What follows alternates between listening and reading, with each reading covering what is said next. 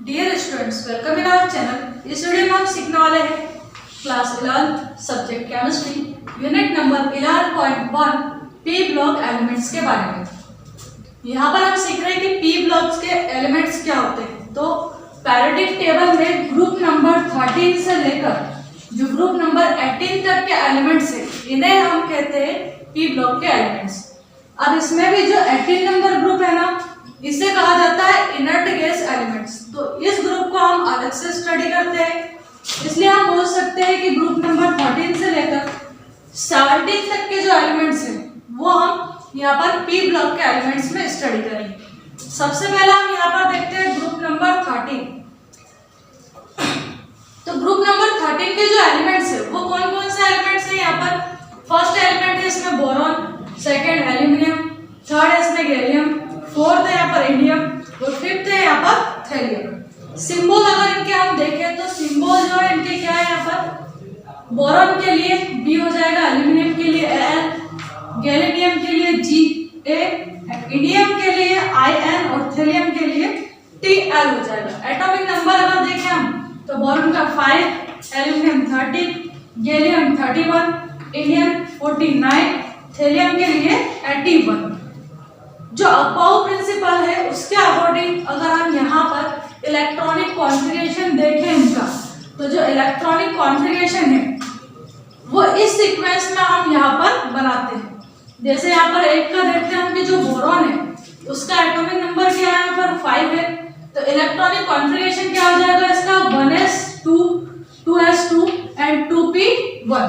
Total यहाँ पर अगर इलेक्ट्रॉन्स काउंट करें हम तो 2 2 4 एंड 1 5 हो जाएगा। ऐसे एल्यूमिनियम का अगर देखें 31 है एटॉमिक नंबर, 1s में 2 इलेक्ट्रॉन, 2s में 2, 2p में 6, 3s में 2, 3p में 1 हो जाएंगे। यानी कि यहाँ पर टोटल कितने इलेक्ट्रॉन होगा 30। तो इस टाइप से आगे के भी हम इलेक्ट्रॉनिक कॉन्फ़िगरेशन अबाउ रूल के अकॉर्डिंग कर सकते हैं। एक बार यहाँ पर हम अबाउ का जो रूल था या प्रिंसिपल है उसको हम रिकॉल करते हैं।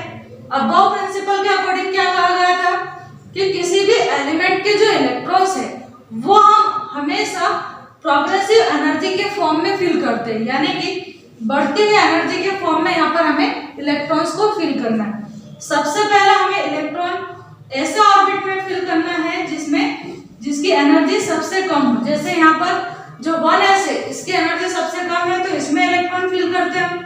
इसके बाद 2s, फिर 2p, 3s, 3p, 4s के बाद एंटर होता है पर 3d, 4p, 5s, 4d, 5p, 6s, फिर 6s के बाद एंटर होता है पर 4f, 5d, 6p, 7s, 5f, 6d and 7p। इस टाइप से आगे ये सीक्वेंस कंटिन्यू रहता है।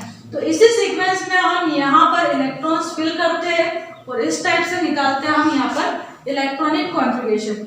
अगर एक बार हमारे पास यहाँ पर जो 4f वाला सीक्वेंस आ जाता है, 6s के बाद ये वाला सीक्वेंस, तो यही सीक्वेंस आगे 1 1 प्लस करके हम यहाँ पर कंटिन्यू आगे कर पाते हैं। तो इस टाइप से हमें किसी भी एलिमेंट, इसमें से कोई सा भी एलिमेंट दे दे हमें, तो उसका इलेक्ट्रॉनिक कॉन्फ़िगरेशन हम अबाउ रूल के अकॉर्डिंग फिल कर सकते हैं। इसके आगे देखेंगे हम ये जो एलिमेंट्स है इनकी प्रॉपर्टीज क्या है, इनकी जो प्रॉपर्टी है उसमें किस टाइप से वेरिएशन होता है, ये सब चीजें हम आगे स्टडी करेंगे। यहाँ पर हम सीखने वाले हैं पी ब्लॉक एलिमेंट्स में जो ग्रुप 13 के एलिमेंट्स है जिसमें बोरॉन, एल्यूमिनियम, गैलियम, इंडियम और थैलियम आते हैं, इनकी प्रॉपर्टीज़ में किस टाइप से ग्रुप में ऊपर से नीचे आने पर चेंजेस होते हैं, ये हम यहाँ पर डिस्कस करेंगे। तो यहाँ पर अगर हम देखें तो प्रॉपर्टीज़ में जो चेंज हो रहा है ना, इसे हम कहेंगे trend in the variation of properties. और इसमें भी हम फर्स्ट पॉइंट डिस्कस करेंगे यहाँ पर density, melting point and boiling point को। तो सबसे पहले यहाँ पर डेंसिटी के बारे में बताया है कि जैसे जैसे आप बोरॉन से लेकर नीचे थैलियम तक आते हो तो धीरे धीरे एटॉमिक नंबर यहाँ पर इंक्रीज़ होता है। एटॉमिक नंबर इंक्रीज़ होने के कारण जो डेंसिटी है वो धीरे धीरे यहाँ पर एलिमेंट्स की डेंसिटी इंक्रीज़ होती है। यानी कि बोरॉन की सबसे कम डेंसिटी, उससे अधिक रहेगी एल्यूमिनियम की डेंसिटी, उससे अधिक रहेगी गैलियम की और उससे अधिक रहेगी इंडियम की, और लास्ट में जो थेलियम है इसकी डेंसिटी सबसे अधिक रहेगी। तो ये चेंजेस होता है यहाँ पर डेंसिटी में, ग्रुप में नीचे ऊपर से नीचे आने पर जो डेंसिटी है वो धीरे धीरे इंक्रीज होती है। इसके बाद बॉइलिंग पॉइंट की अगर हम यहाँ पर बात करें तो बॉइलिंग पॉइंट के बारे में यहाँ पर क्या बताया है, whereas boiling point decreases from boron to thallium. Boron से थेलियम यानी कि ऊपर से नीचे लास्ट एलिमेंट तक जब हम आते हैं तो यहाँ पर जो बॉइलिंग पॉइंट है वो क्या होगा, धीरे धीरे डिक्रीज होता है। ग्रुप में ऊपर से नीचे आने पर बॉइलिंग पॉइंट डिक्रीज होता है। अब अगर हम यहाँ पर मेल्टिंग पॉइंट की बात करें, मेल्टिंग पॉइंट के बारे में देखें तो मेल्टिंग पॉइंट में क्या चेंज होगा, बोरोन से लेकर गैलियम तक जब हम आते हैं तो यहाँ पर जो मेल्टिंग पॉइंट है वो धीरे धीरे पहले तो डिक्रीज होगा, है ना, और फिर गैलियम से लेकर अगर हम यहाँ पर थेलियम तक जाते हैं तो फिर जो मेल्टिंग पॉइंट है वो इंक्रीज होता है। यानी कि जो मेल्टिंग पॉइंट है ना उसमें कोई भी रेगुलरिटी नहीं पाई जाती। पहले मेल्टिंग पॉइंट क्या होता है, बोरोन से लेकर गैलियम तक मेल्टिंग पॉइंट डिक्रीज होगा, और उसके बाद गैलियम से लेकर थेलियम तक जो मेल्टिंग पॉइंट है वो इंक्रीज होता है। तो ये यहाँ पर density, melting point and boiling point में चेंज होता है। अब नेक्स्ट पॉइंट देखते हैं हम यहाँ पर। नेक्स्ट पॉइंट में यहाँ पर कहा है एटॉमिक एंड आयनिक रेडियाई। जो एटम की रेडियाई है उसे हम कहते हैं एटॉमिक रेडियाई, और जो आयन रहता है, आयन की जो रेडियाई होती है उससे कहा जाता है आयनिक रेडियाई। तो ये जो ग्रुप 13 के एलिमेंट है जिसमें बोरोन, एल्यूमिनियम, गैलियम, इंडियम और लास्ट एलिमेंट थेलियम आता है, इनके अगर हम एटॉमिक रेडियाई की बात करें तो ग्रुप में ऊपर से नीचे आने पर जो एटम है ना इसका साइज़ धीरे धीरे इंक्रीज होता जाता है। अब एटम का साइज़ अगर इंक्रीज होगा तो जो एटॉमिक रेडियाई है वो भी धीरे धीरे क्या होगी, इंक्रीज होगी यहाँ पर, है ना, और ऐसे ही जो आयन बनेगा उसकी रेडियाई भी धीरे धीरे इंक्रीज होगी। एक बात यहाँ पर ये कही है कि जो बोरॉन है ना वो कभी भी +3 ऑक्सीडेशन स्टेट शो नहीं करता है, जबकि जो अदर एलिमेंट है इसी ग्रुप के जैसे एल्यूमिनियम, थेलियम, गैलियम, इंडियम, ये है ना +3 ऑक्सीडेशन स्टेट शो करते हैं। क्यों नहीं करता है बोरॉन यहाँ पर +3 ऑक्सीडेशन स्टेट, क्योंकि जो बोरॉन है उसका साइज़ काफ़ी स्मॉल होता है, और साइज़ स्मॉल होने के कारण यहाँ पर जो न्यूक्लियस होता है ना सेंटर में, उसका पावर काफ़ी अधिक होता है बाहर के जो भी इलेक्ट्रॉन्स होते हैं उनके ऊपर, इसलिए वो ज़्यादा अपने पास से +3 इलेक्ट्रॉन्स तक रिमूव नहीं कर पाता है। ठीक है, अट्रैक्शन फोर्स अधिक होने के कारण यहाँ पर +3 इलेक्ट्रॉन से रिमूव नहीं कर पाता है, और इस कारण जो बोरॉन है ना वो एक नॉन मेटल भी है। क्या है बोरॉन? नॉन मेटल है, जबकि इसी ग्रुप के जो अदर एलिमेंट्स है वो सब क्या है, मेटल्स है। जैसे एल्यूमिनियम है, इंडियम है, गैलियम है, थेलियम है, ये सब क्या है, मेटल्स है, जबकि बोरॉन एक नॉन मेटल है। अब नेक्स्ट देखते हैं हम आयनाइजेशन पोटेंशियल या फिर आयनाइजेशन एंथैल्पी। आयनाइजेशन पोटेंशियल हमें पता ही है कि किसे कहते हैं। जैसे सपोज यहाँ पर हम एग्जांपल से समझते हैं, ये है बोरॉन हमारे पास, इसका ये न्यूक्लियस, सपोज ये फर्स्ट ऑर्बिट, ये सेकेंड ऑर्बिट। फर्स्ट ऑर्बिट में इसमें 2 इलेक्ट्रॉन्स है, सेकेंड ऑर्बिट में यहाँ पर अब कितने बच्चे, 3 इलेक्ट्रॉन्स। ठीक है, तो ये जो 3 इलेक्ट्रॉन्स है इसमें से मान लो मुझे यहाँ से एक इलेक्ट्रॉन को बाहर निकालना है, रिमूव करना है, तो एक इलेक्ट्रॉन को बाहर निकालने के लिए मुझे जितनी एनर्जी इस एटम को यहाँ पर देनी पड़ रही है ना, वो एनर्जी ही क्या है यहाँ पर, आयनाइजेशन पोटेंशियल, या फिर उसे ही हम कहेंगे आयनाइजेशन एंथैल्पी। तो यहाँ पर जो बोरॉन है उसका साइज़ काफ़ी स्मॉल होता है अदर एलिमेंट से।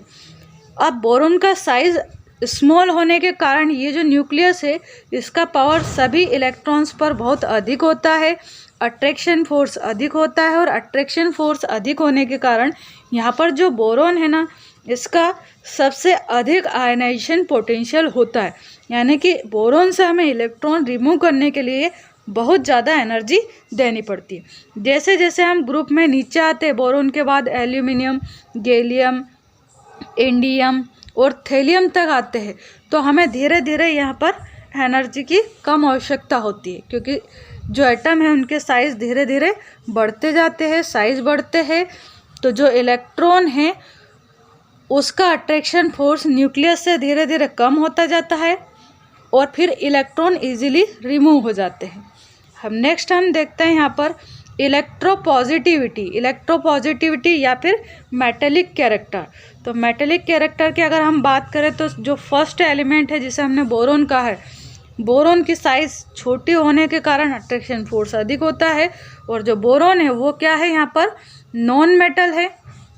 ठीक है, बोरोन क्या है नॉन मेटल है, जबकि इसके नीचे के जो अदर एलिमेंट्स है एल्यूमिनियम है, गैलियम है, इंडियम और थैलियम जो है ये सब क्या है मेटल्स है और इनकी जो इलेक्ट्रोपॉजिटिविटी है वो बोरोन से अधिक है। यानी कि ग्रुप में ऊपर से नीचे आने पर धीरे धीरे जो इलेक्ट्रोपॉजिटिविटी है वो धीरे धीरे क्या होगी इंक्रीज होती जाएगी। ठीक है, ऐसे नेक्स्ट पॉइंट है यहाँ पर इलेक्ट्रोनेगेटिविटी। तो इलेक्ट्रोनेगेटिविटी की अगर हम बात करें तो इलेक्ट्रोनेगेटिविटी क्या है, मान लो सपोज आपने यहाँ पर बोरोन लिया और उसकी फ्लोरीन से यहाँ पर रिएक्शन करवा के बोरोन के यहाँ पर फ्लोराइड बनाए।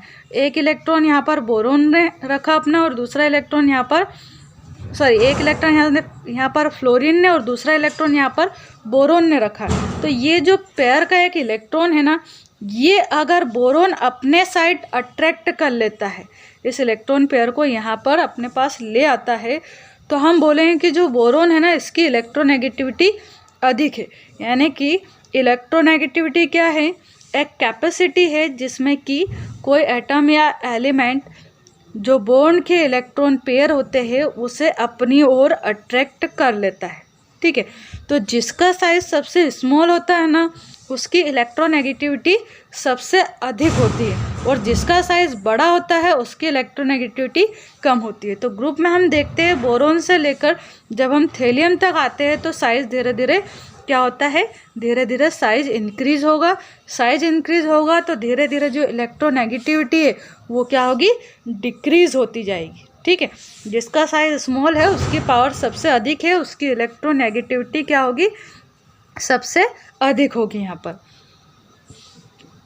अब लास्ट पॉइंट दे रखा है यहाँ पर स्टैंडर्ड रिडक्शन पोटेंशियल या रिड्यूसिंग प्रॉपर्टी।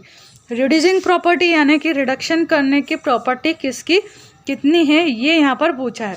तो the value of standard reduction potential of group 13 elements are positive and negative. Group 13 के जो एलिमेंट्स है इनकी जो रिडक्शन प्रॉपर्टी है वो या तो पॉजिटिव है या फिर नेगेटिव है। ठीक है, अब रिडक्शन प्रॉपर्टी का अगर हम डिक्रीजिंग ऑर्डर यहाँ पर देखें तो एल्यूमिनियम की सबसे अधिक यहाँ पर रिडक्शन प्रॉपर्टी है, उसके बाद गैलियम की, उससे कम इंडियम और उससे भी कम थैलियम की यहाँ पर रिडक्शन प्रॉपर्टी होती है। यानी कि धीरे धीरे ग्रुप में जैसे जैसे हम नीचे जाते हैं एल्यूमिनियम, गैलियम, इंडियम, थैलियम तक, तो यहाँ पर रिडक्शन की जो प्रॉपर्टी है वो धीरे धीरे डिक्रीज होती जाती है। तो ये था हमारा आज का वीडियो जिसमें कि हमने सीखा electronic configuration of group 13 elements and साथ ही सीखा हमने trend in properties of group 13 elements. I hope आपको ये अंडरस्टैंड हुए होंगे सारे पॉइंट। इनमें थोड़ा थोड़ा आपको लिखना है, जितना अपन ने समझा है उतना उतना आप इसमें सभी पॉइंट्स में राइट कर सकते हैं। जैसे यहाँ पर बहुत ज़्यादा डिटेल दे रखी है तो इतना करने की ज़रूरत नहीं है, आप अगर इसमें इतना यहाँ तक भी कर लेते हैं तब भी ये सफिशिएंट है। ठीक है, साथ ही इसमें कंपैरिजन भी किया है कि जो इधर ग्रुप फर्स्ट और सेकंड के जो एलिमेंट्स है उनसे ग्रुप 13 का जो एलिमेंट है उनकी इलेक्ट्रोनेगेटिविटी या इलेक्ट्रोपॉजिटिविटी में क्या चेंज है, तो वो भी यहाँ पर दे रखा है। चाहे तो आप उसे राइट करें या नहीं भी करें वो तो भी चलेगा, और एक पर्टिकुलर ग्रुप के बारे में ही आप यहाँ पर राइट कर सकते हैं। जैसे ग्रुप 13 की बात कर रहे हैं तो उसी के बारे में समझा सकते हैं। इधर जो 2s ग्रुप है या 1s ग्रुप है उनसे कंपैरिजन करना हो तो करे या नहीं भी करे तो चलेगा। And thank you so much for watching this video. Thank you.